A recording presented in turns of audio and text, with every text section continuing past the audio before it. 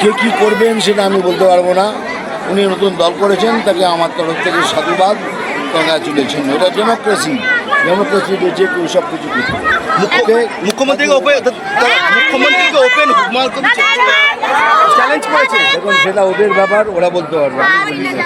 কারণ একই কোনো রকমভাবে এটাই ভাবা হচ্ছে বোধহয় আমরা পাওয়ারে থাকলেই ভালো, কিন্তু যেভাবেই ওটা বাংলাদেশ হয়ে গেলেও নো প্রবলেম, এরকম কোনো চিন্তাধারা আছে, কিন্তু সেই চিন্তাধারা, সে স্বপ্ন সফল হবে না।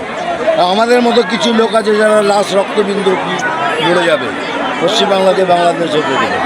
গতকালই তো দেখলাম যে হিন্দুরা কলকাতায় যে আন্দোলন করছে। আজকে দেখুন, হিন্দু জাগরণ মঞ্চের লোকেরা প্রতিবাদ করেছে, তাদের পুলিশে অ্যাটাক করেছে, তাদের এটা কি হচ্ছে? এই বাংলাকে আগে আমরা দেখেছি, এই বাংলা কি আমরা চাই? এটাই কি আমাদের সোনার বাংলা? মানে এত অধঃপতন, মানে একটা সরকার এসছে ধুলির সাথ করে দিয়ে চলে গেল পশ্চিমবাংলাকে। আমাকে ভালোবাসেন, আমাকে ইজ্জত করেন, আমি ওনাকে কতটাই ইজ্জত করি, ততটাই ভালোবাসি। আমাদের মধ্যে এমনি কোনো